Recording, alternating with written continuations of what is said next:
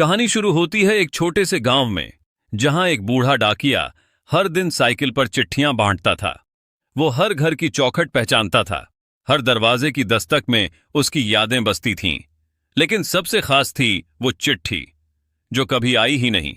वो चिट्ठी जिसे एक माँ ने 15 साल पहले शहर भेजी थी, अपने खोए हुए बेटे के नाम। हर साल, हर मौसम, वो डाकिया उस घर की ओर चिट्ठी लेकर जाता, लेकिन हर बार खाली।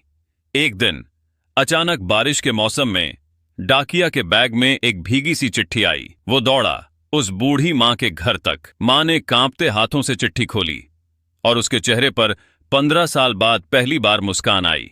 उस चिट्ठी में लिखा था, माँ, माफ करना, बहुत दूर चला गया था, लेकिन अब हर त्योहार आपके साथ बिताऊंगा। अगली राखी पर घर आ रहा हूं। माँ की आंखों से आंसू गिरते गए और डाकिया चुपचाप भीगते हुए मुस्कुराता रहा। फिर उस दिन डाकिया ने अपनी साइकिल वहीं खड़ी कर दी और आसमान की तरफ देखकर बस इतना कहा, कुछ चिट्ठियां सिर्फ लिफाफों में नहीं होती, वो दिल में पहुंचती हैं।